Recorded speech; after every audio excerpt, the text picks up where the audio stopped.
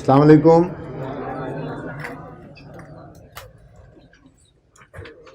G B part start करते हैं जी अपनी लास्ट नॉर्मल क्लास का। देखें कब कहाँ तक जाता है। A B C D F G H पूरी ABC होती है या नहीं होती, देखते हैं।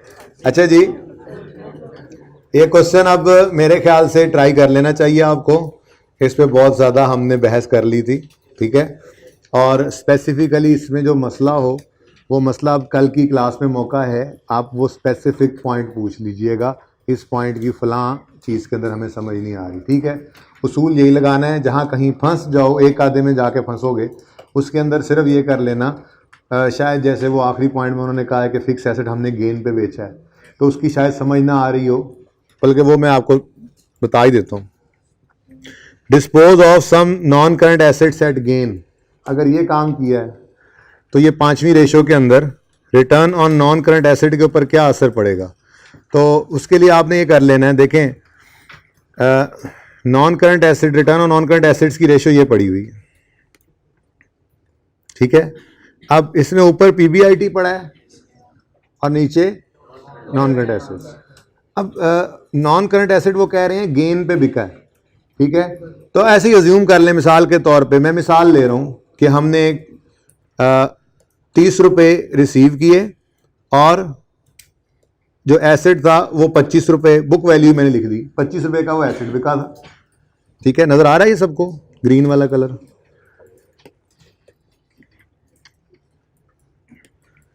हमने कैश रिसीव किया 30 रुपये का और जो एसेट बिका है उसकी बुक वैल्यू थी लेट्स से 25 रुपये, तो फिर 5 का क्या आ गया, गेन। ऐसे कोई भी डाटा ले सकते थे, मैंने ये डाटा ज्यूम कर लिया मिसाल के तौर पे। अब नॉन करंट एसेट्स में से क्या क्रेडिट हो रहा है, बोलो। नॉन करंट एसेट्स वही PPE में से क्या क्रेडिट हो रहा है, 25। बोलो 25 क्या हो गया है, जाग ही रहे हो ना, ये ब्रेक में सो के तो नहीं आ गए जी भाई। PPE को क्रेडिट हो रहा है 25, मतलब एक एसेट 25 का चला गया, उसके अगेंस्ट कैश आया और गेन 5 का बना। अब अगर हम अपनी इस नॉन करंट एसेट वाली, रिटर्न नॉन करंट एसेट वाली रेशो को देखें तो इसमें न्यूमरेटर के अंदर +5 होना है, ऐसा ही है, +5 होगा, और डिनोमिनेटर में -25। कोई भी डाटा ले सकते थे ना आप, कुछ भी ले लें भाई, कुछ भी ले लें आप, ठीक है। अगर आपने गेन शो करना है तो कोई अमाउंट तो यहां से भी निकालेंगे और फिर कुछ ना कुछ गेन आ रहा होता है, ठीक है। अब न्यूमरेटर में भी चेंज आ रहा है, डिनोमिनेटर में भी, लेकिन अगेन ये बराबर नहीं है, इसलिए टेंशन की बात नहीं है। आप देखो ज्यादा चेंज किस तरफ आ रहा है, डिनोमिनेटर में, ठीक है। तो डिनोमिनेटर अगर कम हो रहा है तो रेशो बढ़ जाएगी, इंक्रीज होगा। इसका आंसर चेक कर लो, जाके चेक कर लो इस एक का आंसर। ये कौन से वाले का है, ये 5th का E पार्ट था, 5th का E पार्ट। इसका आंसर मैंने क्या बोला, लिख ही देता हूं, ठीक है बेटा। बेटा वो क्या गलती है बताओ, इस पॉइंट का वो पॉइंट बताओ ना। देखो मैंने 2 तो कर दिए हैं, बस सही है, उसको छोड़ दें, वो पुराने हिसाब से होगा, छोड़ दें। नो इफेक्ट लिखा हुआ है नहीं। अच्छा जी, मेरे ख्याल में सारा सवाल कर लेते हैं फिर फटाफट। चलें, अब ये सवाल बात तो पूरी शुरू हो ही गई है। Dispose of some non current assets at a gain of, अब वो 5 एग्जांपल में आ गया ना। अब चलो ये तो कर लें, ठीक है। हाँ भाई, 5 रुपए का गेन आया है। GP रेशो के अंदर GP ओवर सेल होती है, ना सेल ना GP, इसमें तो किसी चीज को इफेक्ट नहीं डाला, नो इफेक्ट। नेट प्रॉफिट में तो गेन ऐड होता है ना, लेकिन सेल में कुछ नहीं बढ़ा। अब नेट प्रॉफिट ओवर सेल है तो नेट प्रॉफिट में न्यूमरेटर बढ़ गया तो रेशो भी बढ़ गई।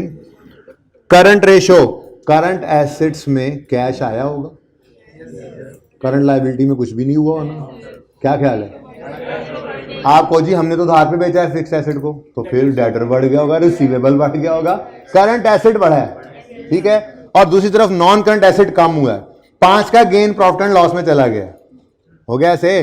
अब करंट एसेट बढ़ रहे हैं लेकिन करंट लायबिलिटीज इंक्रीज, तो फर्क कहां पड़ रहा है, न्यूमरेटर में। न्यूमरेटर बढ़ रहा है कम हो रहा है, तो फिर रेशो भी, जगह कम नहीं होगी थोड़ी सी? चलो गुजारा करते हैं। ये समझ आ रही है? थोड़ी जगह बना ली हमने।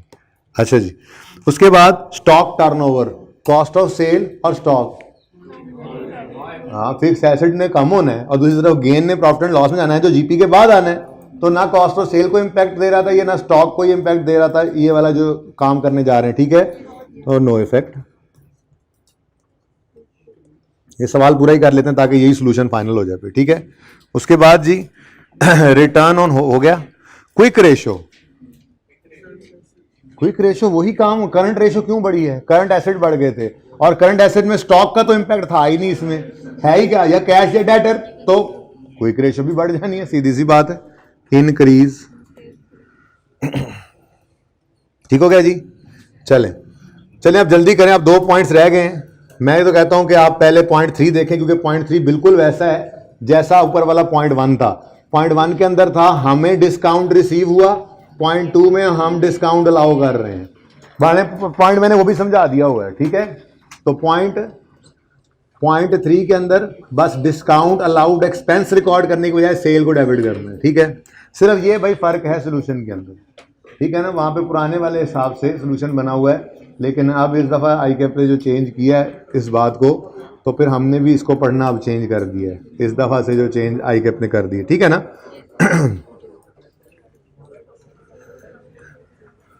जी, रिकवर किया debtor balance by offering cash discount of 10%। ये वाला काम, सेल डेबिट होनी है, ठीक है? 10%, यही अज्यूम कर लो 10% 10 रुपए बनता था।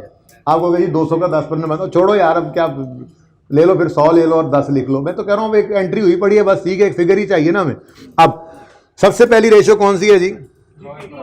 GP ratio.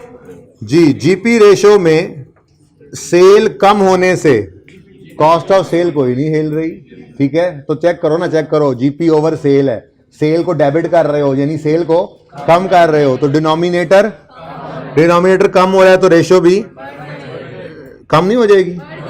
डिनोमिनेटर बढ़े तो रेशो, डिनोमिनेटर कम हो तो रेशो। पॉइंट कौन सा है? 3 है 4 है? हाँ 3, तो क्या हो गया जी? इंक्रीज। क्या बेटा? सेल्स ही को तो कम किया, और किसको कम किया?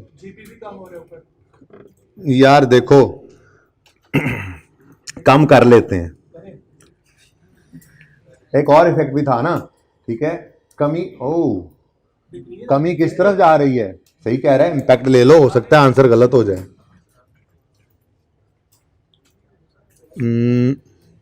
कितनी एग्जांपल ली है हमने? सेल कितने से बढ़ी है और सेल कितने से कम हुई है? 10 से, तो 490 हो गया। अगर सेल 490 हो जाए, यहां पर मिटा लेते ना इस जगह पे। यार कितनी देर लगाओगे? दूसरे वाला लेते हैं, रबर दूसरा लेते हैं, कुछ और ही ना उड़ा दे ये। अच्छा, थोड़ा सा उसने खतरा लाहक हो गया था। अच्छा जी हाँ भाई, सेल 490 पे आ गई हमारी एग्जांपल के मुताबिक। कॉस्ट ऑफ सेल पे तो कोई इंपैक्ट नहीं पड़ा, 290 से कॉस्ट ऑफ सेल वो उतनी की उतनी आ गई, तो 200 हो गया। जीपी रेशियो निकालो।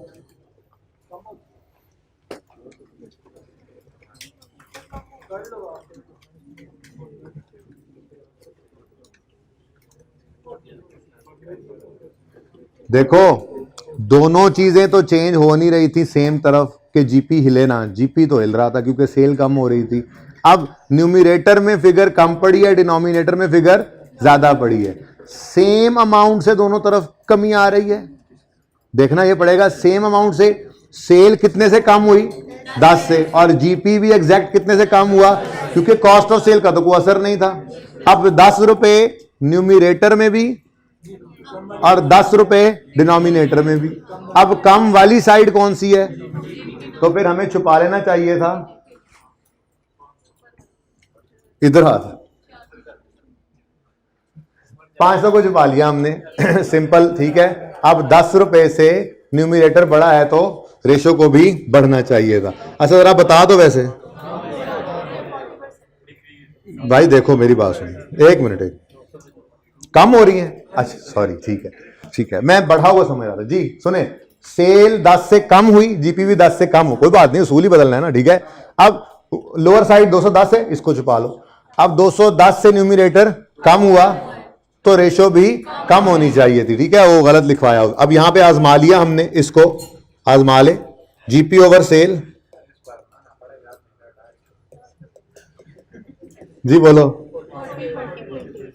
पहले कितना था 42, तो डिक्रीज, क्या मानना पड़ेगा,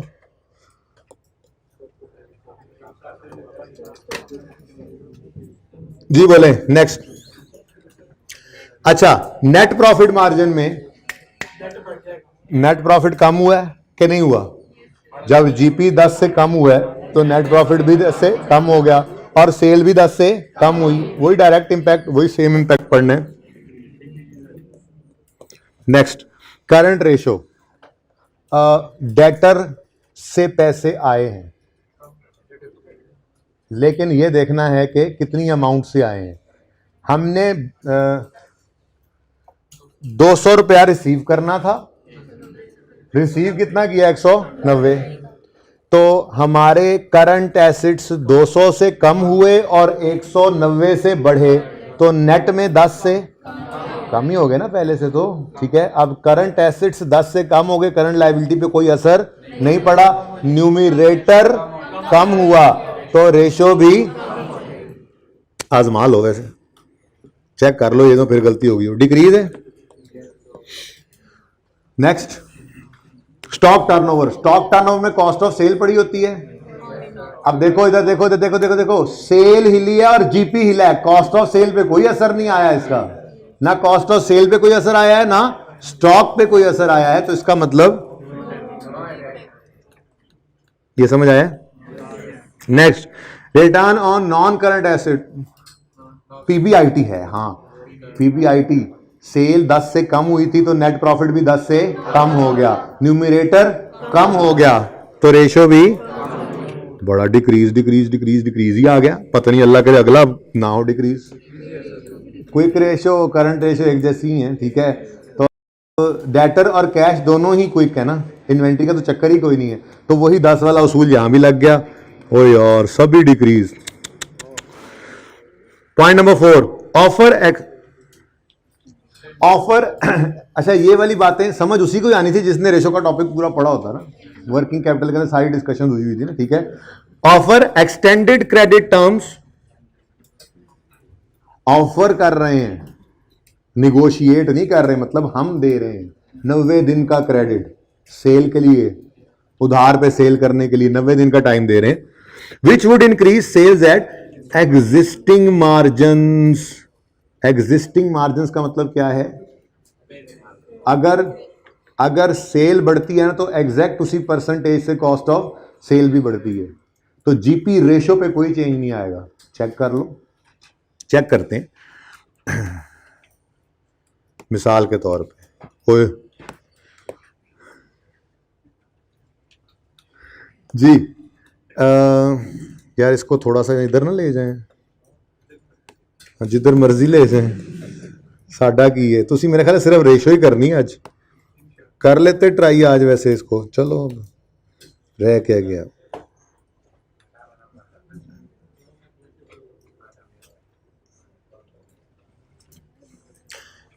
अच्छा जी भाई, सेम मार्जिन का मतलब ये है कि आप किसी अमाउंट से सेल बढ़ाएं जी। आपने ये जो क्रेडिट पीरियड अलाउ किया ना ज्यादा, इससे एक तो डेटर्स ने बढ़ जाना है, वो करंट रेशो में जाके देखेंगे, वो कहता है जी उसकी वजह से ना सेल बढ़ गई है लेकिन हमने प्रॉफिट परसेंटेज वही रखी है।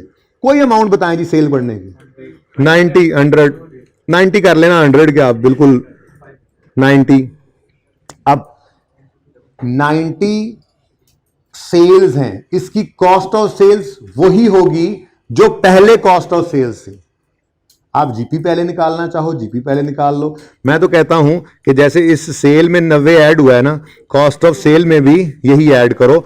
अब मेरे पास नहीं थी फिलहाल cost of sale to sale ratio, तो चेक कर लो, निकाल लो, वैसे डायरेक्ट भी निकलता है। अगर जीपी 42 है, 100 में से 42 निकालो तो कितना बचता है? 58।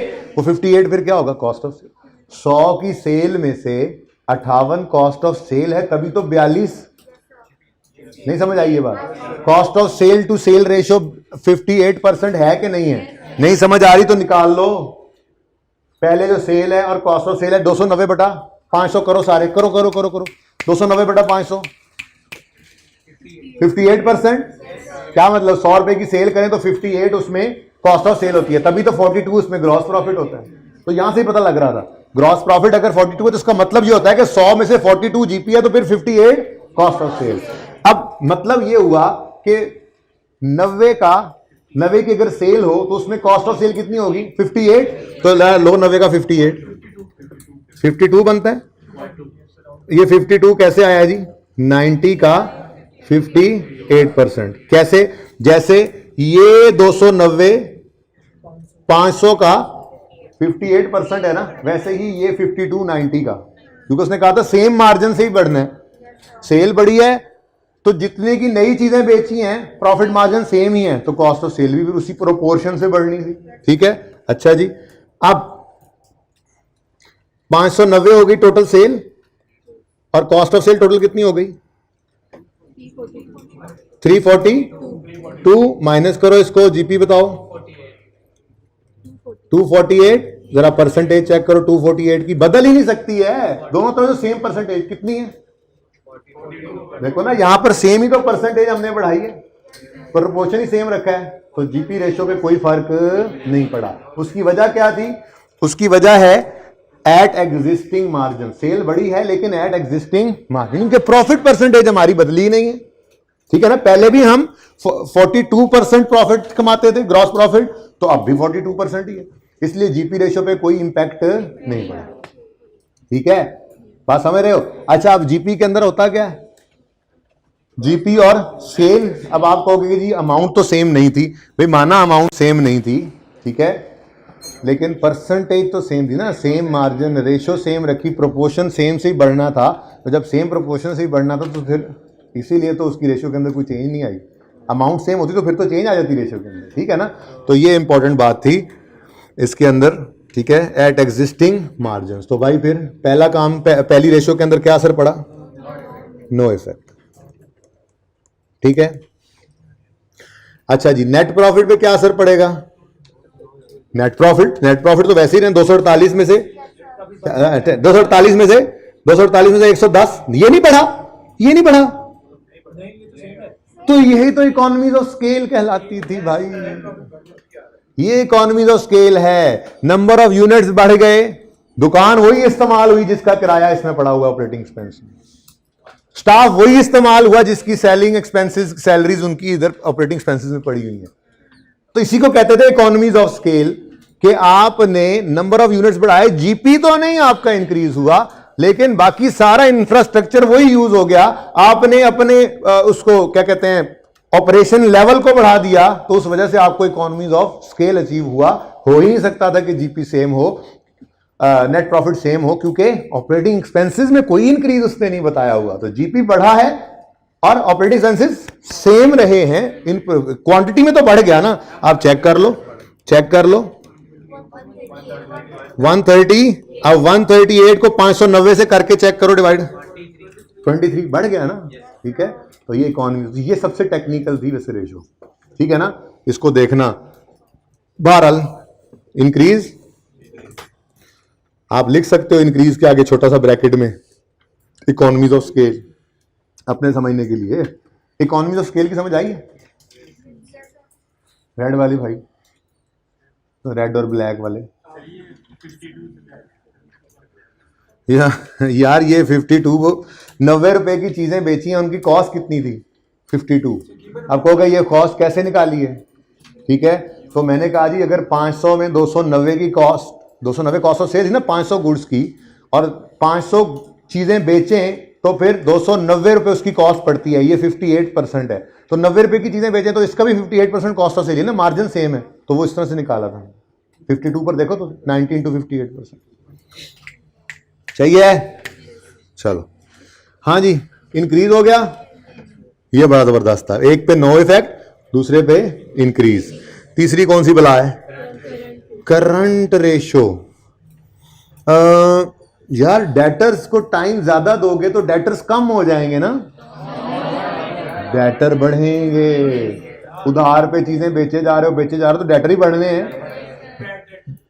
वो बैड डेट तो बाद में उसने इंटरप्रिटेशन ही मांगी हुई। फिलहाल मसला ये कि करंट एसेट्स बढ़ जाएंगे। ये स्टेप उठाने से करंट एसेट्स बढ़ जाएंगे और करंट लायबिलिटीज में कोई चेंज नहीं आएगा। तो न्यूमरेटर में क्या आ जाएगा?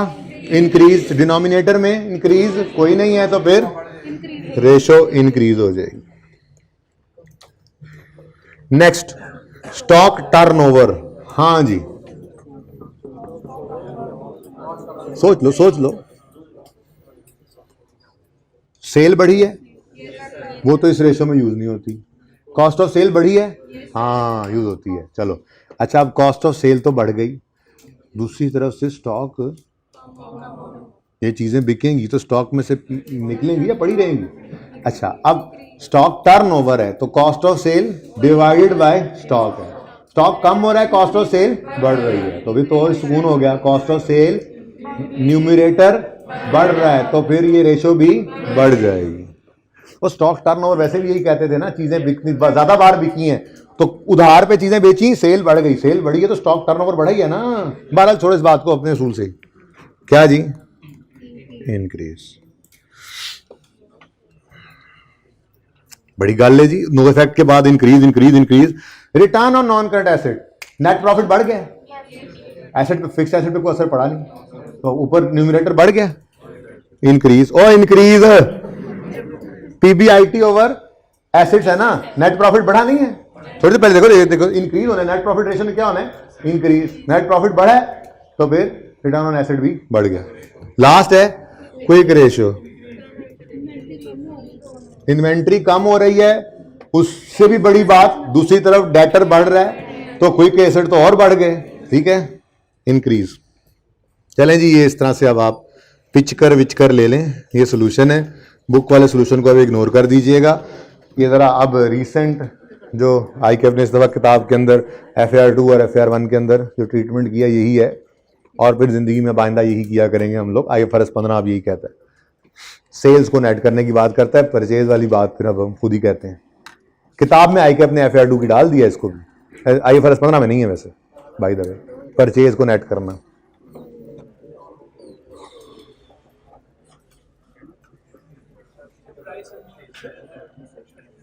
बेटा अभी इधर लिखा हुआ है, ये कुछ मेरे जिम्मे छोड़ दो, जो टॉपिक हो जाएगा ना उसके बारे में पूछूंगा, अब इसमें कुछ रहता तो नहीं, ठीक है। हाँ जी, यहां तक को मसला, मुझे नहीं लगता आप कुछ और पढ़ने लगे आज। चलें जी आगे, पिक्चर लेनी है जल्दी ले लें अगर किसी लेनी है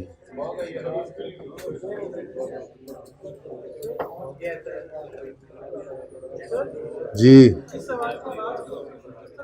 increase increase,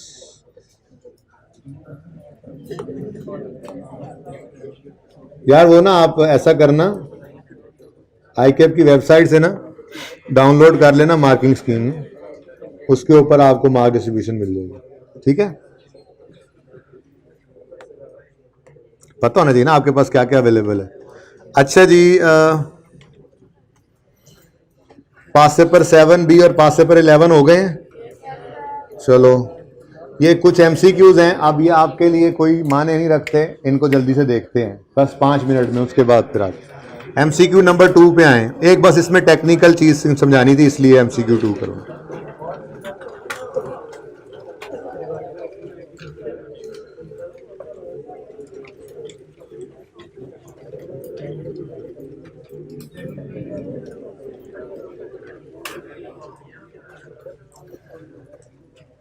Salik has net current liabilities, ये कॉन्सेप्ट है जी, ये कॉन्सेप्ट है, सिर्फ ये कॉन्सेप्ट आपको बताना है, बाकी रेशो वेशो अब आपको कोई मार नहीं देगी। यहां पर क्या लिखा हुआ है जी? Net current. जरा 1 मिनट दीजिएगा, बहुत आसान सा कॉन्सेप्ट है।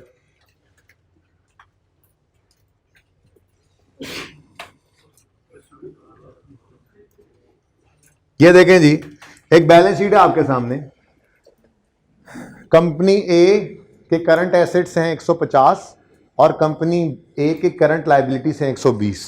इनके ज्यादा एसेट्स हैं, ज्यादा लाइबिलिटीज हैं? तो अगर वर्किंग कैपिटल जो निकालते हैं, current assets less current liabilities जो करते हैं, अगर इनको नेट करें, करंट एसेट्स और करंट लाइबिलिटीज को नेट करें, तो नेट में एसेट बचेंगे। तो कंपनी ए का current asset less current liability करें तो नेट करंट एसेट भी निकल सकता था, नेट करंट लाइबिलिटी भी निकल सकता था। अगर पॉजिटिव आए तो नेट में करंट एसेट्स हैं, अगर नेगेटिव आए, ध्यान से देखो मंसूर इधर, अगर नेट करें और नेगेटिव आए तो नेट में करंट लाइबिलिटीज। अब हमारी कंपनी ये क्या है, 150 करंट एसेट्स हैं, 120 करंट लाइबिलिटीज हैं, तो 150 माइनस 120 करते हैं तो पॉजिटिव 30 आता है। ठीक है, तो अगर पॉजिटिव 30 है तो उसका मतलब क्या है, एसेट्स ज्यादा है लाइबिलिटीज से ना। ठीक है, तो नेट में फिर इनके पास क्या पड़े हैं, करंट एसेट्स। ठीक है, कंपनी बी करंट एसेट्स 200 हैं, करंट लाइबिलिटी 230, यहीं से नजर आ गया अब हमें। नेट में इनके पास क्या है, ठीक है, नेट करंट लाइबिलिटीज हैं, चेक कर लिया, फिर भी अब सीखना था। तो करंट एसेट्स मैंने करंट लाइबिलिटी किया तो दोनों आ सकते थे, लेकिन जब आंसर माइनस में आया तो हम क्या कहेंगे, company B has net current liability. ठीक है, ये बात समझ आ गई। अब रेशो के टॉपिक में कहीं पे नेट करंट लाइबिलिटीज या नेट करंट एसेट यूज कर दे तो समझ आ जाएगी। पॉजिटिव है कहे तो मतलब समझ जाना कि इसके करंट एसेट्स ज्यादा हैं करंट लाइबिलिटी, और नेगेटिव कह दे तो करंट लाइबिलिटी ज्यादा है। ठीक है, वो यूं भी कह सकता है positive working capital, negative working capital, तो समझ जाना वर्किंग कैपिटल का मतलब होता है current assets minus current liabilities. अब एमसीक्यू ये था, नेट करंट लाइबिलिटीज हैं, मतलब जहन में पहले डायरेक्ट करने की कोशिश करते हैं ना। अब तो इतने रूल्स पढ़ गया, इतनी प्रैक्टिस की हमने एपी वैक वाले सवाल में, ठीक है, थोड़ी प्रैक्टिस करते हैं डायरेक्टली जरा। नेट करंट लाइबिलिटीज का मतलब क्या है कि एसेट्स कम है, लाइबिलिटीज ज्यादा है, यानी डिनोमिनेटर ऑलरेडी ज्यादा है। वो कहता है he has decided to pay off its account payables using surplus cash. अब सेम अमाउंट है, कोई डिस्काउंट तो नहीं है ना, वो कह रहे कैश पड़ा था, क्रेडिटर की पेमेंट करनी है, तो करंट एसेट कम हुआ, करंट लायबिलिटी बढ़ गई सेम अमाउंट से। अब न्यूमिरेटर छोटा है, डिनोमिनेटर बड़ा है, ऐसा ही है, डायरेक्ट कर रहा हूं मैं ये डायरेक्ट, वरना तो वर्किंग हुई पड़ी अभी आगे, ये वर्किंग मैंने की हुई है, अभी रात को बैठे कर ली थी, वो समझा देता हूं, लेकिन वो टाइम कंज्यूमिंग है, रूल जो पड़ा हुआ है, ठीक है ना। नेट करंट लायबिलिटीज का मतलब क्या है, करंट एसेट न्यूमिनेटर में कम है, करंट लायबिलिटी डिनोमिनेटर में ज्यादा है, सेम अमाउंट से दोनों तरफ से चीजें माइनस हो रही हैं, तो डिनोमिनेटर ज्यादा है ना, उसको छुपा दो। अब न्यूमिनेटर पे आ जाओ, न्यूमिनेटर में क्या आ रहा है, डिक्रीज, न्यूमिनेटर कम होगा तो रेशो भी कम हो जाएगी, न्यूमिनेटर कम होगा तो रेशो भी कम हो जाएगी, इसका आंसर है ए। चेक कर लो पहले आंसर जाके, उसके बाद फिर प्रूफ भी करते हैं इसको। इतना सा टाइम लगा बस अब इस एमसीक्यू करने में, ठीक है, चेक करो आंसर, डन है। अच्छा अभी तक देखो, अगर ये वाला असूल हमने ना पढ़ा होता तो ऐसे हमें डाटा अज्यूम करना पड़ता, पहले तो करंट एसेट, ये net current asset, net current liability का कॉन्सेप्ट आना चाहिए था, वो आता होता, फिर इस तरह से डाटा अज्यूम करते। नेट करंट लायबिलिटी का मतलब है कि कुछ भी फिगर अज्यूम करते, यहां पे कोई 300 हो सकता था, यहां 150 हो सकता था, मतलब ज्यादा शो करना ना, नेट करंट लायबिलिटी है तो ज्यादा लायबिलिटीज होनी है, कोई भी फिगर अज्यूम करो, अज्यूम की है फिगर, तो करंट रेशो क्या आ रही थी 0.74। अब कहता है जी करंट एसेट्स में से कैश में से पैसे यूज करके लायबिलिटी पे ऑफ की है, तो 100 इधर से माइनस हुआ, इधर से भी हुआ, ये 100 रह गया, ये 170 रह गया, रेशियो 0.58 आ गई, यानी डिक्रीज। अब इतनी लंबी कैलकुलेशन करनी पड़े हमें सिर्फ उतना सा काम करने के लिए, ठीक है। तो बहरहाल ये एक ही एमसीक्यू है जो इस तरह से किया हमने, सिर्फ ये प्रूव करने के लिए कि डायरेक्ट भी कर सकते थे, अगर फंस जाओ कभी तो ये तो है ही सही तरीका। 1-2 नंबर का एमसीक्यू आए तो कितना वो टाइम लगा सकते हैं, इसलिए डायरेक्ट, ठीक है बेटा, हो रही है, देखो असल मसला क्या था, न्यूमिनेटर कम है या डिनोमिनेटर, न्यूमिनेटर। अब सेम अमाउंट से दोनों तरफ माइनस हो रही है फिगर, तो मैंने कहा था फिर बड़ी वाली फिगर को छुपा लो, सिर्फ इसको देखो, न्यूमिनेटर कम हो रहा है तो रेशियो भी कम होगा, सुन लगा, ओके सही है, चलें आगे। ये इसकी तस्वीर ले ली थी ना, ले लें जल्दी से।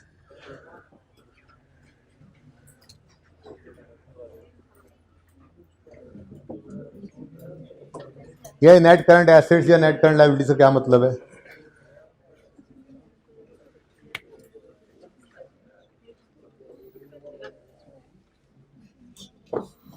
जल्दी कर दे, रेशो की जान छोड़ दे। कुछ और नहीं करना आप लोगों ने?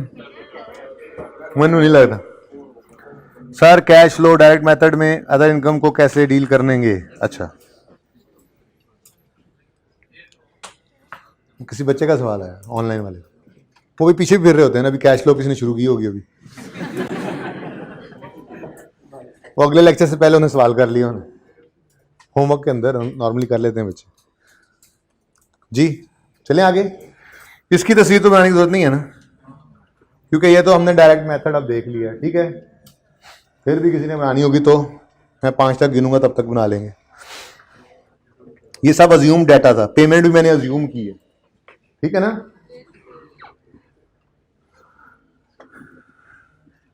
अच्छा जी, उसके बाद कौन सा एमसीक्यू मैंने बोला आपको? 8, 9 और 28 ज़हन में रखना। एमसीक्यू 8 क्या है? बाकी मुझे कोई नजर नहीं आए।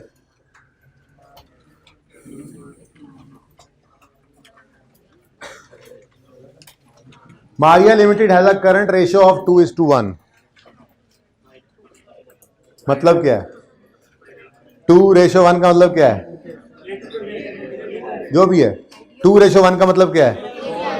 2 रुपए करंट एसेट में है तो 1 रुपया करंट। अब 200 करंट एसेट रखना तो 100 करंट लायबिलिटी, 2000 करंट एसेट रखना तो 1000, 2 लाख करंट एसेट रखना तो 1 लाख करंट, बस ये है, ठीक है। अच्छा जी, माजरत बत्ती टूट गई थी। ओके, तो मैं ये कह रहा था कि 2:1 का मतलब ये है कि अगर 200 रुपए करंट एसेट में हो तो 100 रुपए करंट लायबिलिटी। अब वो कहता है the ratio will decrease if Myra limited will receive cash in respect of long term loan. अच्छा, मजे की बात यह है, इसके लिए भी मैंने छोटी सी वर्किंग कर ली अज्यूम करके फिगर, लेकिन इतनी देर कौन लगाए एक छोटे से एमसीक्यू के लिए। हम तो इसको साइड पे करेंगे, हम direct current asset over current liability लिख लेंगे, और ये हमें पता है कि करंट एसेट्स ज्यादा हैं करंट लायबिलिटी से। अब वो कहता है कैश आया है लॉन्ग टर्म लोन के तौर पे, तो लॉन्ग टर्म लोन बढ़ा, कैश बढ़ा, इधर न्यूमरेटर बढ़ गया, न्यूमरेटर के बढ़ने से ये रेशो बढ़ेगी, तो the ratio will decrease, no it will increase. ये तो उल्टा क्या होगी? इंक्रीज होगी। आगे, ओहो इधर कहां लिख दिया, मैं नहीं दोबारा लिख रहा। अच्छा जी, उसके बाद नेक्स्ट इन्होंने क्या किया जी, अब रेशो के ऊपर क्या असर होगा? If will receive cash in respect of short term loan. अब देखो, कैश बढ़ा और शॉर्ट टर्म लोन भी बढ़ा। अब सेम अमाउंट है, क्योंकि उन्होंने आज को बात की नहीं है ना, कोई डिस्काउंट, वो तो दूसरे केस में आता है, रिसीट के केस में। अब सेम अमाउंट है, न्यूमरेटर ज्यादा है, डिनोमिनेटर कम है, छुपा लो। न्यूमरेटर जो लोअर साइड है उसको सामने रखो। अब न्यूमरेटर बढ़ गया, लायबिलिटी बढ़ रही है ना, न्यूमरेटर बढ़ेगा तो रेशो इज ओ है ये डिक्रीज होगी इसकी, ठीक है ना। नेक्स्ट, वो ये नीचे क्या क्या लिख दिया मैंने, चलो खैर, रात को बस दिखता है था बना ऐसे, बस ये भी लिख दो, ये भी page an existing trade payable. Cash से पे करो, बैंक से करो, बहरहाल करंट एसेट भी कम होगा, करंट कोई डिस्काउंट का जिक्र नहीं, तो सेम अमाउंट ही होगी, ठीक है। अब लोअर साइड कौन सी है?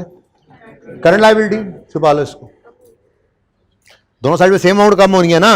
अब न्यूमरेटर क्या हो रहा है? कम, न्यूमरेटर के कम होने से रेशो बढ़ेगी, ये तो इंक्रीज होगा, तो ये तो नहीं है, ठीक है।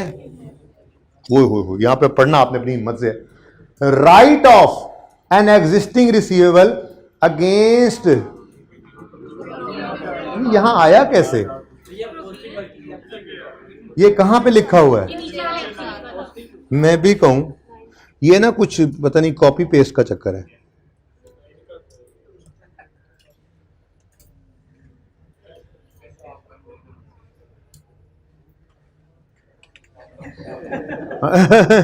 तो है बात हंसने वाली वैसे भाई दो, मैंने कहा वैसे पूछ लूं है कोई बात इसमें हंसने वाली? हर बात में बदतमीज। अच्छा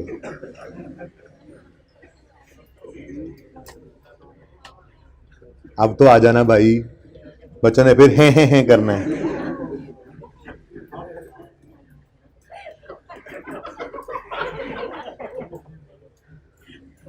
ये अगले एमसीक्यू में समझाना था, कॉपी पेस्ट करते हुए पता नहीं एक कहीं आगे पीछे चलेगा। अच्छा छोड़ें जी। सी के लिए क्या उसूल अभी क्या हुआ था जी? सी क्या होगा? इंक्रीज होगा, क्योंकि उसने रिक्वायरमेंट क्या कही हुई है? The ratio will decrease if, नहीं इसमें तो अब आखिरी में आ गए, right of an existing receivable against which a provision for doubtful debt was created. ठीक है, अब जिसके अगेंस्ट प्रोविजन क्रिएट की जाती है ना, उसकी एंट्री होती है bad debt expense debit provision credit. Provision का क्रेडिट होना मतलब प्रोविजन का बढ़ना बैलेंस शीट में डेटर्स को कम कर देता है, करता है नहीं करता? अब जब उसको राइट ऑफ करते हैं तो राइट ऑफ की एंट्री पड़ती है प्रोविजन डेबिट डेटर क्रेडिट। तो प्रोविजन डेबिट होने से कम हो गई यानी खत्म हो गई, लेकिन जो डेटर पहले प्रोविजन से नेट होकर कम हो रहे थे वो अब एक्चुअल बैड डेट की वजह से कम हो गए। नहीं समझ आई? नहीं समझ आई? कहीं मैंने लिखा हो अल्लाह करे। ये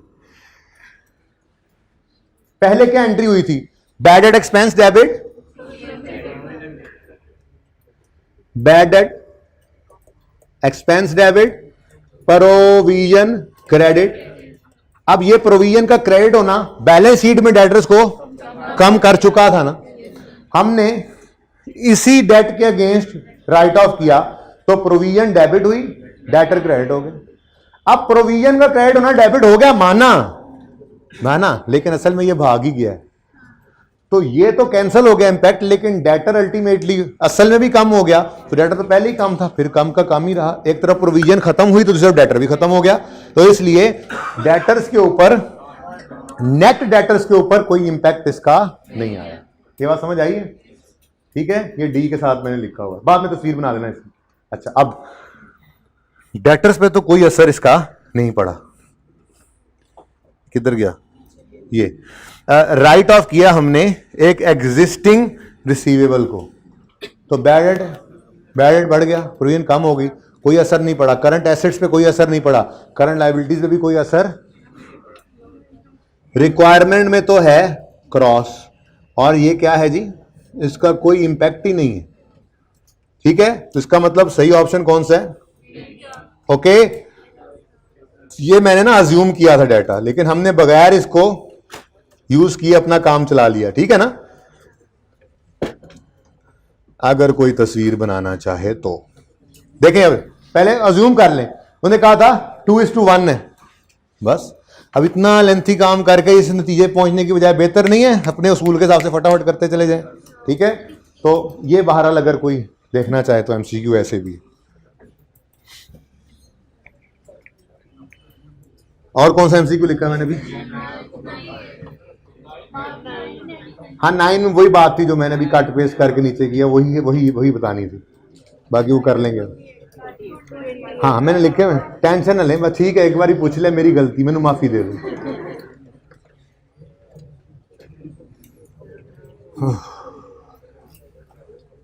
सही है, हटा दूंगा अब इसे जी। एमसीक्यू 9 के अंदर ना सिर्फ ये पॉइंट ही बताना था आपको कि Haris limited has positive working capital. एक बार क्लास में इस बात का जिक्र किया था आपके साथ कि वर्किंग कैपिटल कहते हैं current assets minus current liabilities को, वर्किंग कैपिटल आइटम्स कहते हैं करंट एसेट्स और करंट लायबिलिटीज को, वर्किंग कैपिटल आइटम चेंजेस कहते हैं इन्हीं आइटम्स के अंदर चेंजेस को। दरअसल वर्किंग कैपिटल का फॉर्मूला है current assets minus current liability. तो बात वही है जो ऊपर वाले पॉइंट के अंदर मैंने समझाई थी कि अगर इनका पॉजिटिव वर्किंग कैपिटल है तो इसका मतलब नेट करंट एसेट है। बाकी काम आप कर लोगे, इसको लिख लो, इसी तरह से अंडरलाइन करो पॉजिटिव वर्किंग कैपिटल को। ऐसे ही एक लाइन यूं करके लगाओ, working capital equal to current asset minus current liability लिखो, फॉर्मूला नीचे अज्यूम्ड फिगर्स लिखो। ये अज्यूम्ड फिगर्स हैं, ये मैंने फिगर अज्यूम किए हैं, 2 फिगर्स अज्यूम किए हैं और तीसरी बैलेंसिंग निकाल ली। तीसरी भी ना अज्यूम कर ले। एस्यूम, ठीक है।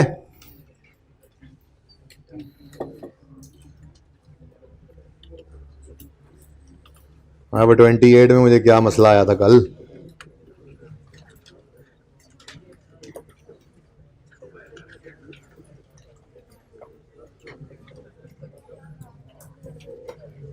हाँ ये मैं ये बताना चाह रहा था, इन्वेंट्री टर्नओवर रेशियो डिटरमिन करनी है, ऐसे भी एमसीक्यूज आ जाते हैं, ठीक है। इसको आप खुद भी कर सकते हैं। देखें, क्लोजिंग इन्वेंट्री गिवन थी, क्लोजिंग इन्वेंट्री गिवन है, पता नहीं है मैंने क्यों निशान लगा लिया, आई डोंट नो, आसान है पर चलें देख लें, आप इसको सॉल्व करके देख लें। चलें, मैं तब तक सांस भी लेता हूं, गला भी थक गया कि मैंने पता नहीं क्यों, शायद समझ ना आए कोई बात तो आप बता दो। रात को मुझे लग रहा था कि ये भी डिस्कस करना चाहिए। हाँ वैसे एक दो बार मैं करते करते काम सो भी गया था, फिर उठा, फिर मैंने कहा चलो, हो सकता है उसी में लिखा हो।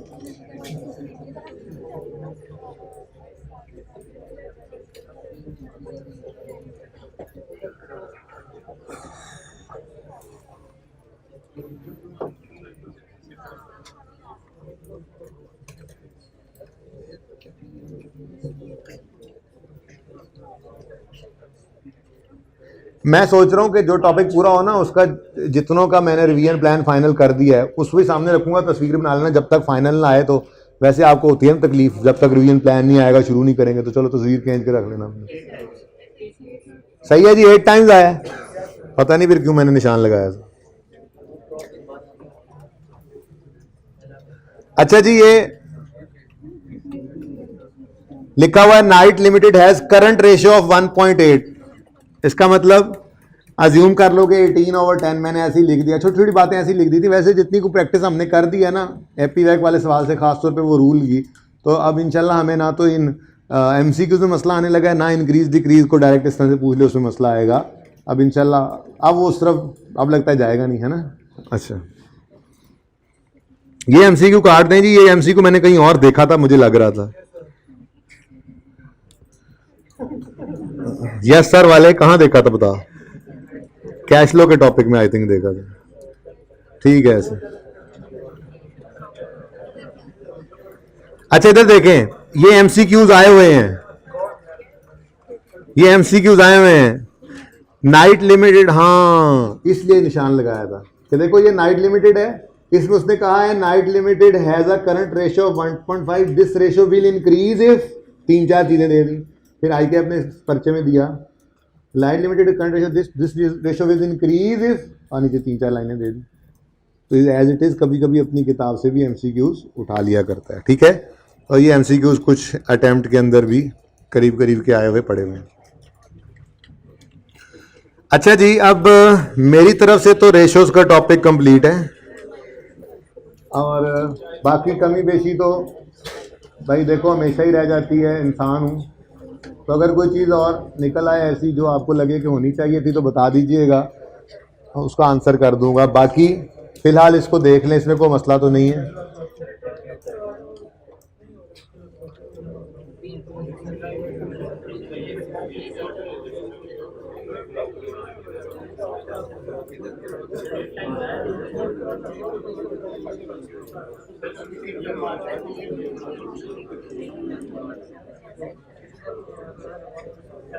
कौन सा भाई करवा दूं, क्या कर, कौन सा इधर, कौन सा किसी ने और भी कहा, IS 16 करवा दूं। अच्छा। ये 28 बोल रहे हो आप, इन्वेंट्री टर्नओवर रेशियो निकालनी है जी, इन्वेंट्री टर्नओवर निकालना है। चुप कर जाओ यार, अब बोलता हुआ को नजर ना आए मुझे, वरना IS 16 घर ही पड़ेगा वो। Cost of sale over average inventory होता है। अच्छा, ये टाइम्स में आएगा आंसर। कॉस्ट ऑफ सेल सवाल के अंदर गिवन कोई नहीं है। इन्वेंट्री क्लोजिंग है 29, ओपनिंग है 31, तो 31 + 29 डिवाइडेड बाय 2, ये एवरेज आ जाएगा जो भी आएगा, ठीक है। अब कॉस्ट ऑफ सेल निकालनी है। वो कहता है जी सेल्स हैं और जीपी मार्जिन गिवन है। जीपी मार्जिन का मतलब होता है, शायद मैंने इसीलिए आप जैसे किसी के लिए निशान लगाया था, मार्जिन है तो 100, सेल को ले लो, प्रॉफिट 25% है तो कॉस्ट 75 होगी। अब अगर सेल्स सवाल ने दे दी हैं कितनी 320, तो कॉस्ट ऑफ सेल्स कितनी होगी 320 divided by 100 into 75 is equal to 240। ये 240 लेके जाओ यहां पर, क्वेश्चन मार्क को मैं हटा देता हूं। अब इसका आंसर निकालोगे तो वो 8 टाइम्स आएगा। ये वैसे ही तुमने मेरा टाइम्स आएगा। अच्छा चलो फिर ये देख लो, ये तुमने ये वो लूडो का 99 वाला सांप देखना था, बस वो एंड पे काटा करता था 99 में। कुछ खुद भी कर लेना बेटा, ट्राई कर लेना।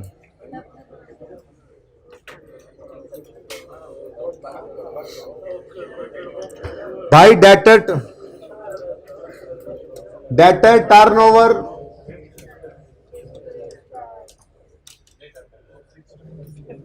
यार किस किस ने निकलना है मैं बता दूं, 2-4 बच्चों को कि जिन्होंने निकलने की तैयारी की हुई क्लास में। काम की क्लास है, ये देख लो। आगे आपका अपना नुकसान है क्लास से निकल जाओ तो। इस तरह से शुरू कर दिया आपने, जो मैंने क्लास से पहले कैमरा ऑफ करके समझाई थी बात ना, वही के वही हो आप लोग। भाई डेटर टर्नओवर 6 टाइम्स का मतलब ये है साल में 6 दफा डेटर्स जो हैं वो हमें पैसे देते हैं। तो अब वो कहता है इसका मतलब क्या है, 1/6 of data are collected in 1 month, पता नहीं क्या अजीब। Average data are collected in 6 months, ये ठीक लग रहा है। Average data are collected in, नहीं। Average data are collected in 2 times, नहीं जी यही लग रहा है बी। नहीं नहीं नहीं नहीं, कहाँ गया किधर गया? 2 महीने वाला किधर? ये हर 2 महीने। देखो साल में 6 दफा अगर डेटर्स ने कैश में कन्वर्ट होना है तो मतलब 2 दफा ये मैंने जज्बात में आगे कर दी और गुस्से में भी। जी ठीक है यार, ऐसे काम खुद सोच भी लिया करो ना, आप फरमाइशी ऐसा प्रोग्राम ना करो। अभी देखते हैं ये वाला एमसीक्यू लगता है नहीं होना, या तो घर पे किया हो समझ ना आया हो, फिर जाके देख लो एक बार। जो मेरे हिसाब से डिस्कशन लायक है वो मैंने बातें डिस्कस कर दी। उसके अलावा कोई मसला आएगा तो अब जाके ट्राई करोगे तो फिर मुझसे पूछोगे, ठीक है? चाह पिला दो भान, दोनों क्यों पिला दी? मुझे भी यार रहने दो।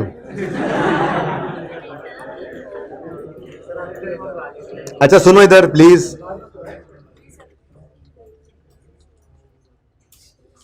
जाया होंदा टाइम करीब है तुहाडा, मंगवा दो यार। ये जी आप तस्वीर बना लें, ये है रेशोज का रिवीजन प्लान, ठीक है? ये बन भी जाएगा मिल भी जाएगा, लेकिन 1-2 दिन जो डिले आ जाए ना, शदीद तरीन तकलीफ में मुब्तला हो जाते हैं बच्चे, उसके लिए ये थोड़ा सा इलाज है। चैप्टर 10 ही है ना, बस ठीक है। कुछ क्वेश्चंस हैं करने वाले जो किए हुए होंगे आपने, इक्का दुक्का नए सवाल भी होंगे इसमें। कम से कम ये काम कर लेना, इससे ज्यादा करने की जरूरत नहीं है, बाकी पर्चे भी पास करने हैं। चलूं अब? अच्छा जी, कॉन्सेप्चुअल फ्रेमवर्क लर्निंग आउटकम 4 के कॉन्सेप्ट्स को हाईलाइट करना था। बेसिकली तो इंट्रो प्लस R1 वाले बच्चों के लिए करना था, FR1 वाले बच्चों ने तो पहले से ही पढ़े हुए हैं। तो जरा तशरीफ ले आइए कॉन्सेप्चुअल फ्रेमवर्क चैप्टर 9 पे। ये जो मैंने लिखवाया था आखिरी क्लास में, रीड ओनली है एक्सेप्ट हाईलाइटेड, तो वो हाईलाइट में कर लाया था। कंसिस्टेंसी में पहली 2 लाइंस को हाईलाइट कर लें। हाँ जी हाँ जी, पेज नंबर, यार हजरत जी कोई शर्म कर लें थोड़ी सी, आपको तो ऐसे नहीं करना चाहिए। 638 नंबर सफ़ा।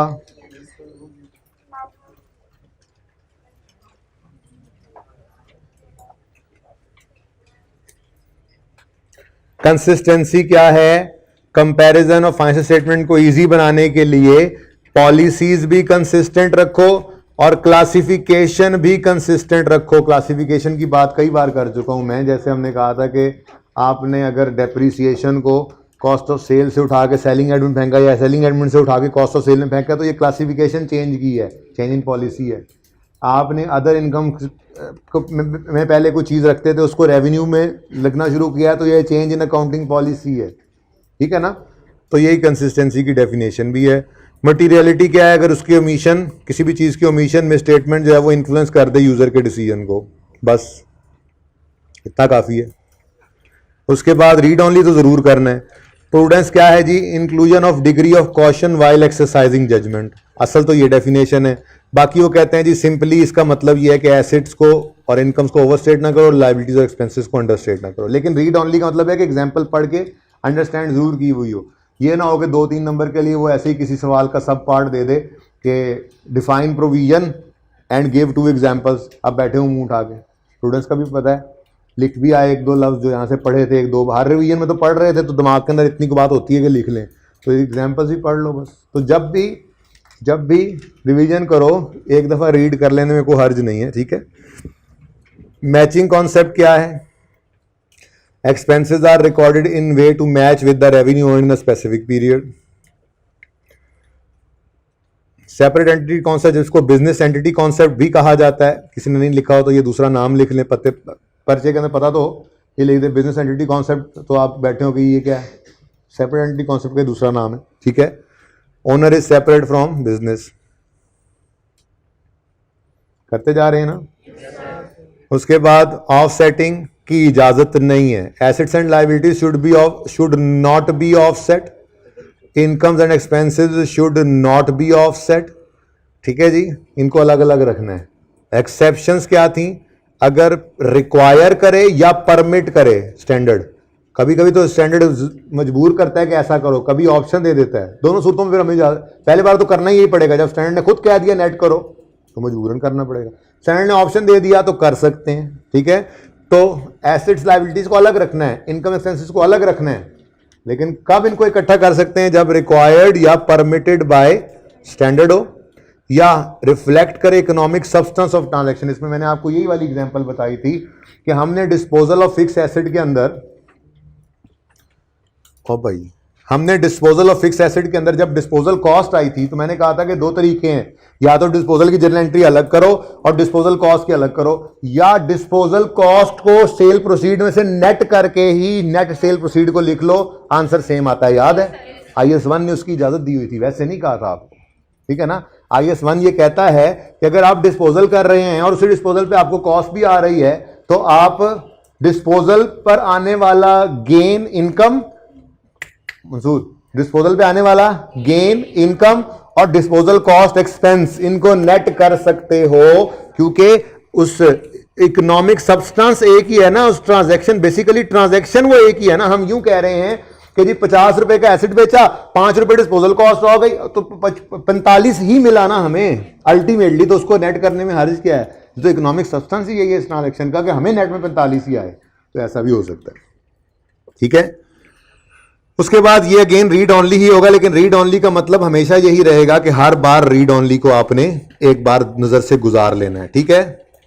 अच्छा, ये पहली क्लास में तो इसकी तस्वीर बन गई थी, दूसरी क्लास के अंदर शायद बोर्ड से कुछ बच्चों ने बनाई, कुछ की नहीं बन सकी तस्वीर, ये मैं भूल गया था सामने रखना है। तो इंट्रो प्लस R1 वालों के लिए ये वो एग्जाम्पल IKP स्टडी टेक्स्ट वाली जो बोर्ड के ऊपर सॉल्व की थी, सेम वही एग्जाम्पल है, बस ये वाला तीर यहां से पता नहीं कहां गया है, तो किसी ने खींचनी हो तस्वीर तो खींच सकते हैं। इसमें बस फायदा यह है कि कैपिटल मेंटेनेंस की हेडिंग भी ऊपर आ रही है कि कैपिटल मेंटेनेंस 2 तरह की होती है, एक फाइनेंशियल कैपिटल मेंटेनेंस कहलाती है, दूसरी फिजिकल। फाइनेंशियल में मनी टर्म्स और रियल टर्म्स, और फिजिकल तो फिजिकल ही था। ये तीनों अलग अलग, ये बोर्ड के ऊपर उस तरफ मैंने बनाया था इंट्रो प्लस R1 में। FAR1 को पढ़ाने के दिनों में ज़्यादा तबीयत खराब थी तो यही बनाया था, ठीक है। फिर कैपिटल मेंटेनेंस की हेडिंग आ गई ना, अब जरा यहां से ऐसे करो, ज्यादा बेहतर तस्वीर आ जाएगी। उम्मीद है समझ आ रही होगी, ना आए तो रजिस्टर तो है ही। बाकी FAR1 वाले बच्चों ने अपनी क्लास के अंदर खींची हुई तस्वीर, सही है जी। अच्छा जी, हाईलाइट करना था इसमें लर्निंग आउटकम 4 के कॉन्सेप्ट्स को। क्वेश्चन बैंक 1 और क्वेश्चन बैंक 8 में आपके साथ डिस्कस करना चाहूंगा। ये हैं जनाब, पेज नंबर नहीं लिखा मैंने, ऑल नो। अच्छा अच्छा अच्छा, मैं लग गया पता भाई आप।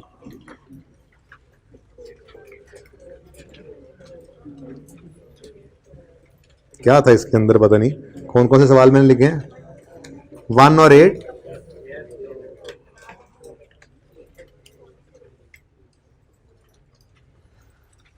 अच्छा, वैसे एक बार जब आप फ्रेमवर्क पढ़ लेंगे ना, ठीक है, तो मसला नहीं होगा इन बातों के अंदर। बहरहाल वो कहता है जी, फ्रेमवर्क कितने बच्चों ने वैसे रीड किया था मेरे कहने पे? रखते सारा एक बार रीड कर लिया, हाथ खड़ा करें जिन्होंने सारा। शाबाश शाबाश, बाकी भी पढ़ लेना, पर्चों के बाद फायदा कोई नहीं होगा, पर्चों से पहले पहले हैं।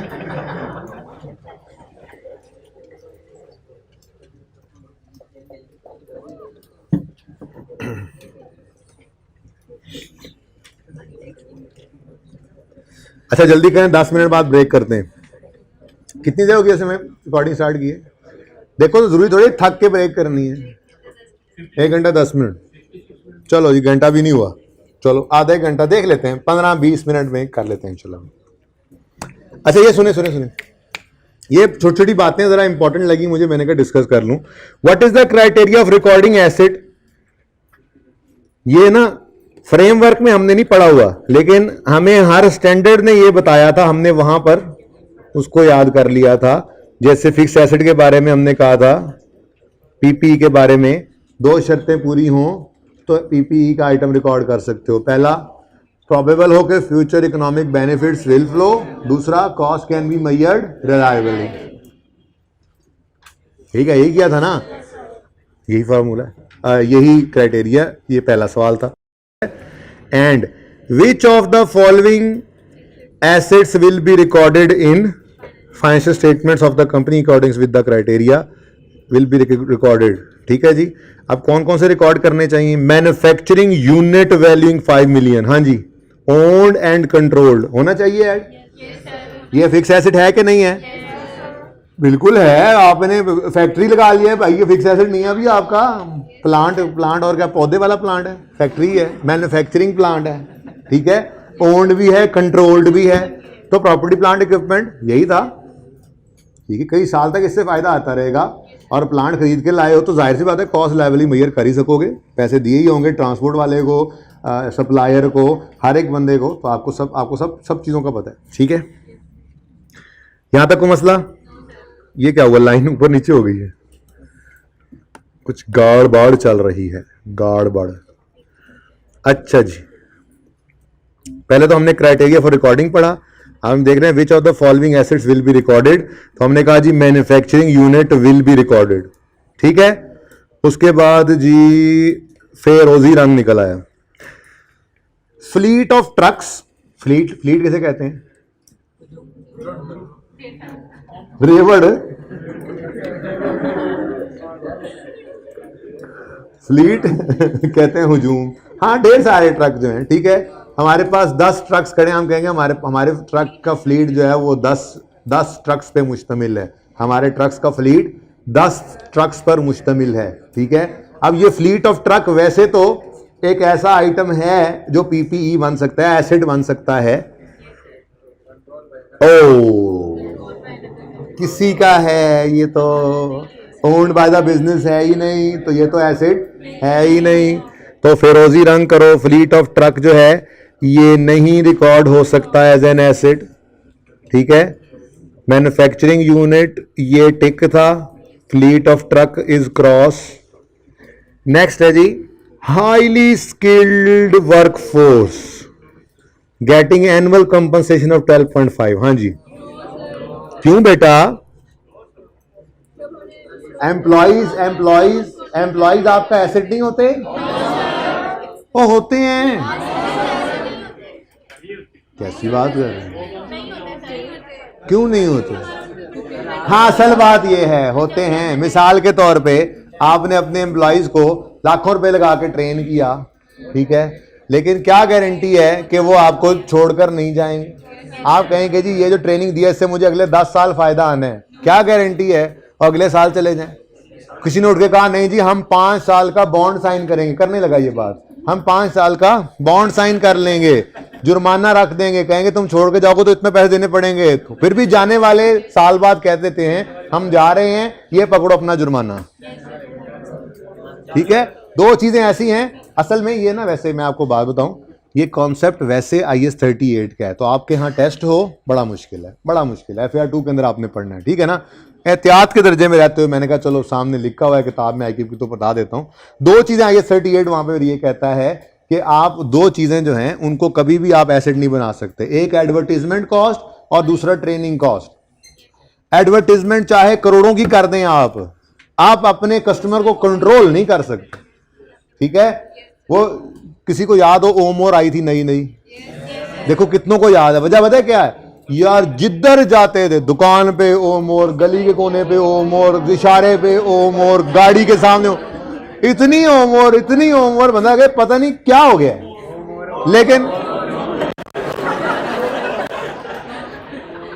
लेकिन खरीदते फिर भी यमी वाले यमी थे, वॉल्स वाले वॉल्स से। ओमोर किसने, तो कस्टमर को आप कंट्रोल नहीं कर सकते। ऐसे ही एम्प्लॉय को आप कंट्रोल नहीं, तो ऐसी कोई भी कॉस्ट जो आपने एडवर्टीजमेंट पे लगाई या एम्प्लॉय की ट्रेनिंग पे लगाई, आप उसको कभी भी एसेट नहीं बनाएंगे, ठीक है। तो ये भी ना है, ठीक है। ये क्वेश्चन था। और केड़ा लिखे है जी मैं, सीधा ही 8 हो। लेकिन मैंने ना शायद रिवीजन प्लान के अंदर थोड़े ज्यादा क्वेश्चन लिखे हुए हैं। ये देखें, क्वेश्चन बैंक के मैंने 1 4 7 8 9 12, ये बाद में तस्वीर बनाना, पहले इसको ओके तो कर लें। क्वेश्चन बैंक 8, इसमें क्या है, ट्रू फॉल्स।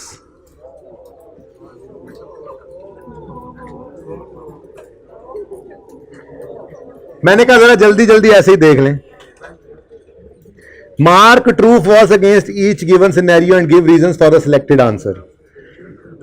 अब आप नहीं मुझे बताना है, कोई एक दो आपको नहीं पता होंगे, थोड़ा कॉन्फिडेंस देने के लिए सवाल करवा रहा हूं कि आप कहेंगे इस चैप्टर को तो हमने सिर्फ 1 दिन लगाया था। भाई काम की बातें पढ़ ली थी और पढ़ते चले आ रहे हैं। तो अगर कितने MCQs हैं ये कितने ट्रू फॉल्स हैं? 1 2 3 4 5 6 7, कोई 6 कह रहा है, कोई 9। या अल्लाह इनके हाल पे रहम कर दे,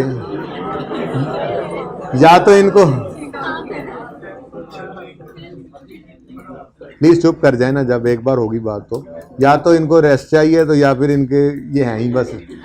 अच्छा सुने, ये 7 हैं, इसमें से उम्मीद है 5 एक तो आपको पता होंगे जितना को आपने पढ़ा है, बाकी 2 आप पढ़ भी लेना सारा तो भी नहीं पता लगते।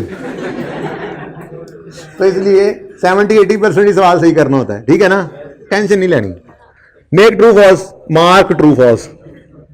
सुनो please, in case of conflict between requirement of conceptual framework and IFRS, requirement of framework shall prevail।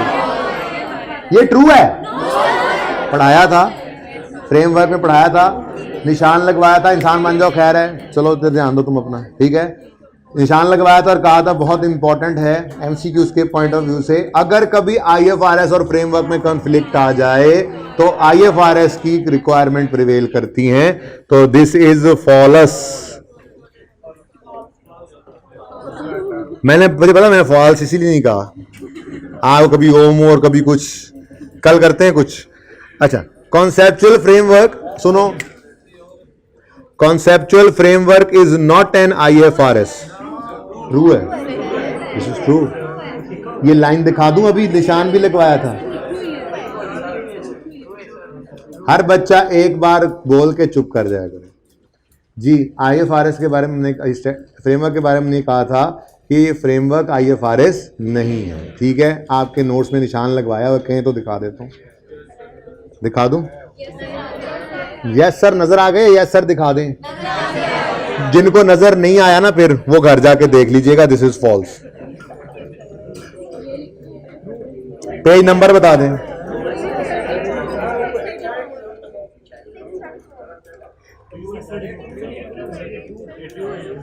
Concept, हाँ हाँ हाँ हाँ हाँ, इधर बात उसने वही लिखी हुई है जो हम कह रहे हैं। ठीक है, ठीक।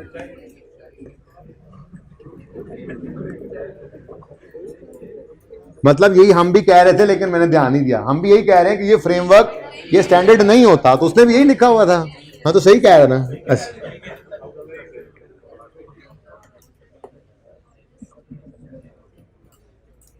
उठ जा मंसूर, बाकी क्लास में खड़े होकर पढ़नी है, और ये अगली क्लास के लिए कह रहा हूं। मंसूर हो गया, सारे चुप हो गए। चलो, everybody's time will come. Internally generated goodwill, again this is IS 38। टेस्ट हो जाए तो बड़ा मुश्किल है। ICAP ने लिख दिया इसलिए बता रहा हूं। चलो, अब मैंने बोलना शुरू कर दिया है। इंटरनली जनरेटेड गुडविल का मतलब ये होता है कि आप जे डॉट हैं, आपने खुद से जे डॉट ब्रांड बनाया और कई साल मेहनत करने के बाद आपका अब एक नाम है। आपके साथ अगर कोई के डॉट की दुकान खोल ले तो उसके कुर्ते इतने नहीं बिकेंगे जितने आपके बिकेंगे। ये जो एक्स्ट्रा आपको प्रॉफिट मिल रहे हैं आपके नाम के एतमाद की वजह से, इसे कहते हैं गुडविल। ठीक है, अब ये गुडविल एक एसेट तो है, लेकिन एसेट तब है अगर मैं या आप जाके जे डॉट से उसका बिजनेस खरीद लें, तो वो अपने बिजनेस के एसेट्स भी बेचेंगे और साथ अपने नाम की कीमत भी देंगे, लेकिन वो हमारे लिए परचेज्ड गुडविल होगी, वो इंटरनली जनरेटेड नहीं। अभी IS 38 आपने पढ़ना है FR 2 में जाके, बस इससे ज़्यादा बात नहीं कर रहा। सादा बात सिर्फ इतनी सी, इंटरनली जनरेटेड गुडविल का मसला ये होता है कि हम उसकी कॉस्ट रिलायबली मेजर नहीं कर सकते। जे डॉट, आपने कितना खर्चा लगाया अपना नाम बनाने में? पता नहीं जी, अलग से तो हमने नहीं नोट किया। हम कपड़ा भी अच्छा बनाते थे, हम जो कस्टमर्स आते थे उनको सर्विस भी अच्छी देते थे, हम आफ्टर सेल सर्विस भी अच्छी देते थे, हमारा कपड़ा इतना अच्छा होता था कि कई कई साल जाता नहीं था। ये पता नहीं मल्टीपल एलिमेंट्स थे जिन्होंने ऐड किया हमारे इस नाम के बढ़ने में। तो हम तो नहीं बता सकते एग्जैक्टली कि हमने नाम बनाने के लिए एग्जैक्ट कितनी कॉस्ट खर्च की है। तो फिर अभी अभी क्राइटेरिया बढ़ा के आया, फ्यूचर इकोनॉमिक बेनिफिट्स तो फ्लो होने हैं गुडविल से। ये तो हर कोई जे डॉट मानते हैं, जे डॉट वाले कि हमारे इस जे डॉट के गुडविल का हमें फ्यूचर में कई साल फायदा आना है, लेकिन कॉस्ट रिलायबली मेजर ही नहीं हो सकती। जब रिलायबली मेजर हो नहीं सकती तो फिर एसेट रिकॉर्ड तो IS 38 ने मना किया। वही FR 2 में जाकर ही पढ़ना। अभी के लिए सिर्फ इतना ही कि अगर इंटरनली जनरेटेड गुडविल है तो वो आप एसेट रिकॉर्ड नहीं। हाँ, अगर आप जाके खरीद लें उनसे बिजनेस तो उसके भी पैसे आप देंगे, तो फिर वो तो इंटरनली जनरेटेड नहीं ना है। फिर तो आप बता सकते हो ना गुडविल के इतने पैसे दिए हमने, वो कहेगा हमारे एसेट्स के इतने पैसे और गुडविल का इतने पैसे दो, तो आपके लिए तो परचेज गुडविल है। फिर तो internally generated goodwill is recorded as asset? No, this is false. ठीक है, ऊपर वाला HR related costs, HR related cost, training cost, human resource related cost, training cost are recorded as an asset? ना यार ना, ये भी बात अभी बता दी थी। ठीक है, when economic benefits arise over several accounting period and the association with income can only be decided in broad terms, expenses should be recorded in profit and loss for each। यार इसको पढ़ो जरा, एसेट की example लग रही है मुझे, जिसको डेप्रिशिएट करते थे, जरा पढ़ लो।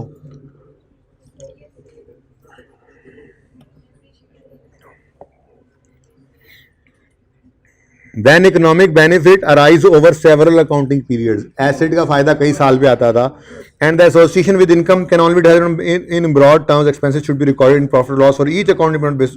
डेप्रिसिएशन और एसेट, बिल्कुल सही कह रहे हैं, ये ट्रू है। एसेट की कई साल तक फायदा देता था हमें, और उसकी जो उसको जो एक्सपेंस आउट करते थे वो भी हम सिस्टमैटिक बेसिस पे प्रॉफिट एंड लॉस में उसको लेकर जाते थे। ठीक है, when an item of expense is not expected to provide any future economic benefit, it is recorded। वो कह रहा है कुछ चीज फायदा ही नहीं दे रही, आप एसेट बनाओगे, हो गई हो। तो फ्यूचर इकोनॉमिक बेनिफिट्स पहला क्राइटेरिया मीट नहीं कर रहा, false. If in fair value method assets are measured at amount that would be paid to purchase the same or similar। ये देखो, ये 9 सर की आवाज उन 3-4 बच्चों से आई है, एक आध की तो अभी भी नहीं आई क्योंकि उसने सही से पढ़ा नहीं, जिन्होंने पूरा चैप्टर पढ़ा था। सिर्फ एक बार रीड किया तो उनको पता था, जो लिखे हुए थे ना, historical cost, current cost, replacement cost और फेयर वैल्यू, उसको सिर्फ एक बार रीड करने वालों ने फौरन जवाब दे लिया कि ये आंसर सही नहीं है। तो मैं डिस्कस नहीं कर रहा ताकि प्यास बाकी रहे, उसको एक बार पढ़ेंगे, इसका आंसर मिल जाएगा आपको। This is false, okay, subject to reading by you guys and buffaloes, okay.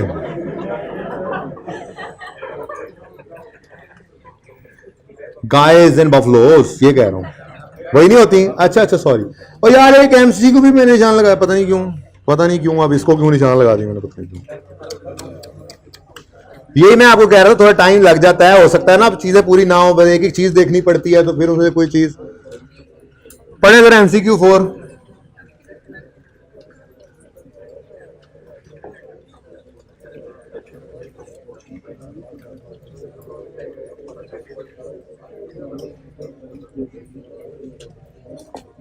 आज 6 तक कर लेना क्लास, तो एक ब्रेक अभी कर लेंगे, एक और भी कर लेंगे, ठीक है ना।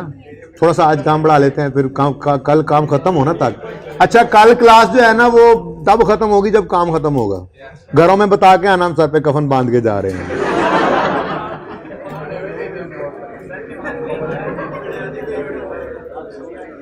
दो दोपहर में गा लेना यार, ठीक है ना, वो उसको साइड पे रखेंगे, वो किसी ब्रेक में।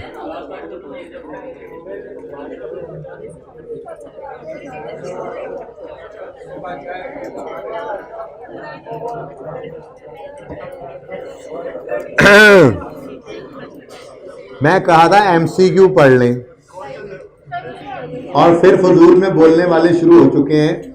जरा सी गैरत होती है ना, वो नाम की भी नहीं है, जिनको मैं कह रहा हूं उनको समझ आ गई। कौन सा लिखा था वैसे मैंने आपस की बात और।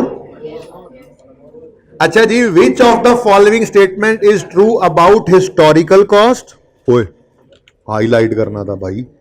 अबाउट हिस्टोरिकल कॉस्ट अकाउंट्स, ऐसे अकाउंट्स जिनमें हिस्टोरिकल कॉस्ट का मतलब वो कॉस्ट 20 साल पुरानी लैंड एंड बिल्डिंग उसी कॉस्ट से पड़ी है, डेप्रिशिएट होते होते बुक वैल्यू पे, यानी वो फाइनेंशियल स्टेटमेंट जिसके अंदर मिसाल के तौर पे लैंड एंड बिल्डिंग हमारी आ रही है बुक वैल्यू पे, वो हिस्टोरिकल कॉस्ट के ऊपर। इन टाइम्स ऑफ राइजिंग प्राइसेस आप उनके बारे में क्या गुमान करते हैं कि उनके एसेट्स अंडरस्टेटेड होंगे? Of course. अगर आपके, ये बस एक ही एमसीक्यू काम का मिला था मुझे यहाँ, बाकी आप कर लेंगे इंशाल्लाह। वही कैपिटल मेंट कितने बच्चों, वैसे ये किसके जिम्मे लगाया था मैंने? वैसे सारे एमसीक्यू किए थे, तुम्हें इसमें मसला नहीं आया यार? तो फिर बाकियों में तो आया होगा। अच्छा ओफ, मसला था ही नहीं, क्योंकि हमने जो कैपिटल मेंटेनेंस के ऊपर 25 मिनट लगाए थे ना, मोस्टली एमसीक्यूज ही वही पढ़े। वो कॉन्सेप्ट अगर दिमाग में आसानी से बैठ गया तो एमसीक्यू को मसला ही नहीं है इसमें। बहरहाल ये एक एमसीक्यू इंपॉर्टेंट लगा मुझे, थोड़ा टेक्निकल था। सुन लें अब, हिस्टोरिकल कॉस्ट का मतलब वही पुरानी कॉस्ट पे ऊपर पड़े हुए लैंड बिल्डिंग मिसाल के तौर पे। अब अगर राइजिंग प्राइसेस हैं तो आज लैंड एंड बिल्डिंग की वैल्यू राइजिंग प्राइसेस की वजह से बढ़ गई होगी। हमारी किताबों के अंदर वो उसी पुरानी हिस्टोरिकल कॉस्ट से पड़ा है, आज उसकी वैल्यू ज्यादा होगी, तो इसका मतलब एसेट्स विल बी अंडरस्टेटेड। ये तो बात यहां मिल गई, ये कहीं और मिल रही है नहीं, दूसरे में तो ये है नहीं। शुक्र है, ऐसे जुगाड़ लगा रहा हूं मैं, ठीक है, शुक्र। बाकी समझाऊंगा तो सारा ही। Unrecognised gain will be recorded, ये नहीं, अनरिकग्नाइज्ड गेन विल बी, वो तो होता ही क्या था, वो तो रिवेल सरप्लस होता था, वो पता नहीं। बहरहाल asset understated, depreciation will be over कहां, मैं तो कहता हूं अंडरस्टेटेड है। क्यों? हमारा एसेट पुरानी कॉस्ट से पड़ा है तो थोड़ी सी डेप्शन आ रही है, अगर आज उसको उठाकर फेयर वैल्यू पे ले जाओ तो डेप्शन बढ़ जाएगी। इसका मतलब फिर दो बातें हुई ना, एक तो हमारा एसेट अंडर वैल्यूड है, और दूसरा चूंकि ये अंडर वैल्यूड है, अगर ये उठाकर आज फेयर वैल्यू पे ले जाओ तो डेप्रिसिएशन बढ़ेगी, प्रॉफिट कम होंगे। वैसे भी इंक्रीमेंटल डेप्रिसिएशन की एंट्री हम प्रॉफिट एंड लॉस में नहीं करते, रीव and surplus debit retained earnings का ऐड करते हैं। तो प्रॉफिट तो अल्टीमेटली कम होना ही होना है अगर रिवैल्यूएशन आ जाए तो, सही है ना। इसका मतलब profits will be overstated and assets will be, ठीक है। अच्छा जी, which of the following criteria to, ये अब देखो ना, which of the following criteria will be satisfied in order for an element to be recorded. सिर्फ एक बार पढ़ना है, ये पढ़ना जरूरी है क्योंकि 1 2 नंबर 3 नंबर आ जाते हैं इसमें। मैं आपको बताऊं कट्ठी ग्रिड है इनकी, फ्रेमवर्क, रेशोज, ईपीएस, इसके बाद ईपीएस भी कराना है मैंने, ठीक है। इस कट्ठी कितने तकरीबन अराउंड 20 की ग्रिड है ये। अब खुद सोचो इसमें से वो 5 6 7 नंबर दे के और उनका इकट्ठा सवाल बना दे 12 13 नंबर का, ठीक है, 7 8 नंबर इसमें से दे दे, तो फिर बैठोगे मुंह उठा के तो नहीं बैठना मुंह उठा के। आप लोगों ने एक बार पढ़ लेना। अच्छा वैसे बात सुने, वैसे एक बात बता रहा हूं, जिनको ये कुछ बच्चों के ना मैसेज आजकल आ रहे हैं, पता नहीं ऑनलाइन मेरे स्टूडेंट हैं या नहीं है, प्राइवेट में करते हैं ऐसे मैसेज, बच्चे मैसेज करके पूछते हैं सर इंपॉर्टेंट टॉपिक्स कौन से हैं। बीए के पर्चा देने लगे हैं यार हम, ठीक है। जो तुम छोड़ के जाओगे इंशाअल्लाह वो जरूर आएगा, जो छोड़ के जाओगे इंशाअल्लाह जरूर आएगा। अल्लाह से दुआ किया करो कि जैसा पर्चा भी है हम पास हो जाएं। ये मत कहा करो कि इसमें से आ जाए ना इसमें से आ जाए, पर्चा उसमें से आ जाए ना कर सको फिर, ठीक है ना। तो सीधी सीधी साफ सुथरी दुआ किया करो अल्लाह से, अल्लाह बस जो भी हो हम पास हो जाएं। एक बात। दूसरी बात, जब सब कुछ पढ़ाया गया है, ठीक है, घर वालों ने किसी दिन कहा हो आपको, अम्मा अब्बा ने कहा हो बेटा इस महीने के पैसे रहने दो रोटी के, बगैर रोटी की गुजारा कर लेना, जब उन्होंने ऐसे माँ बाप नहीं होते, तुम गलत कह रहे हो, ठीक है। जैसे उन्होंने कभी नागा नहीं किया था तो पढ़ाई को भी करना चाहिए था ना। अच्छा फिर जब मैंने जब सारा कुछ पढ़ाया है तो फिर आपको भी सारा कुछ पढ़ना चाहिए, ठीक है ना। अभी जिसने चॉइस में छोड़ना है, नहीं पढ़ना है, वो फिर कमर बसता रहे, 6 महीने और इस पर्चे में लगा ले, ठीक है। अगली बार फिर इंशाल्लाह ये नो सर यस सर में बदल चुकी होगी। एमसीक्यू कोई और मुझे नजर नहीं आया, लेकिन इधर मैंने लिख दिए एमसीक्यूज थोड़े सारे, ये थोड़े सारे एमसीक्यूज आपने करने हैं, छोटे छोटे एमसीक्यूज हैं, ताकि आपको एहसास तो हो कि ये एमसीक्यूज पढ़ने के बाद एक बार सिर्फ एक रीडिंग कर लें, सारे एमसीक्यूज हो जाएंगे इंशाल्लाह, ठीक है। ठहर जाओ।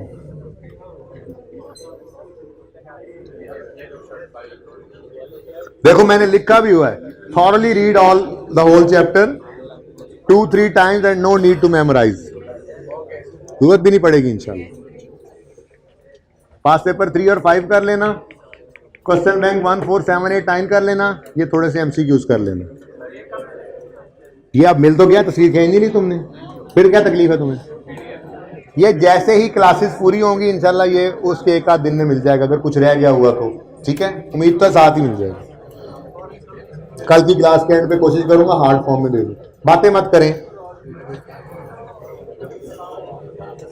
बेटा, आज बनाना हो तो क्या दे दूं तुम्हें, आज ही दे दें, दे तो दिया। ये 2 टॉपिक्स ये पूरे कर लिए तुमने,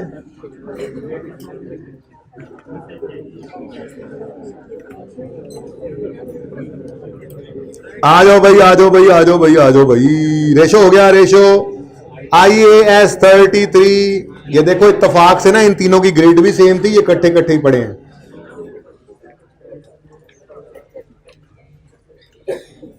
क्या नाम है तुम्हारा? खान साहब आपके साथ जो बैठा हुआ है, कोट वाले भाई आपके साथ, नाम बताओ। नासिर। सर नासिर बोलूं या सिर्फ नासिर? नासिर और मंसूर 2 हो गए जी अगली क्लास का 1.5 घंटा खड़े होकर पढ़ने वाले। और कौन खुश नसीब होगा? अभी आएंगे, जोला में नहीं है, दरवाजा बंद कर दें यार, शोर हो गया। और आमिर भाई ये ना, ये इसका माइक का ना सेल भी चेंज करवा लें क्लास के बाद।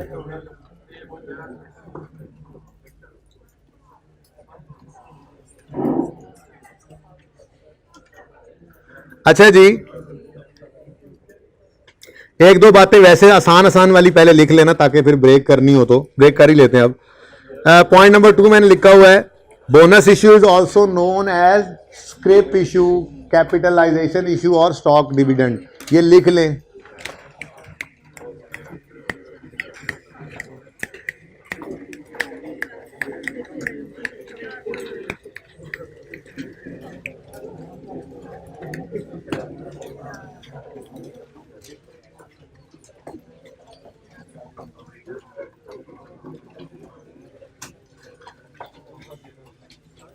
यार वैसे एकदम से ही ना हवा बंद हो गई है, अच्छी वाली आ रही थी मुझे लग रहा है। खोल दे भाई, थोड़ी सी मोहब्बत यार तेरी है, तंग कर रहा हूँ भाई तुझे, है मेरे दोस्त, जीता रहे यार भाई। थोड़ा शोर कम करना भाई, इनको कह दो यार थोड़ा सा।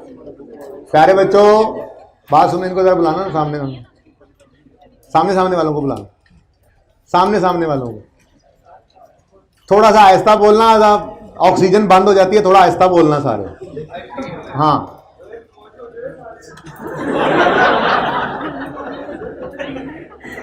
अच्छा जी, दरवाजा खुला रहे यार, ऑक्सीजन सारी चली जाती है। अच्छा भाई सुने, इसको लिख लें अपने पास कहीं भी, मुझे पता है फिर भी उसको अंडरलाइन कर लें। अच्छा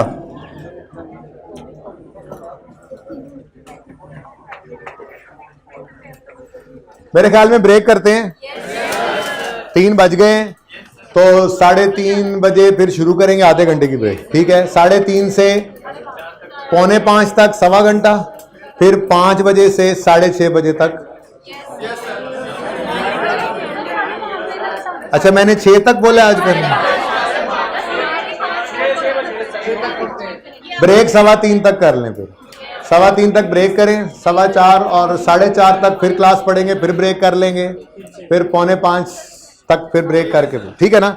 3:15 क्लास शुरू करते हैं। ये बी पार्ट खत्म हो गया, इंशाल्लाह अब सी पार्ट थोड़ी ही देर में आपकी खिदमत में हाजिर करते हैं। चल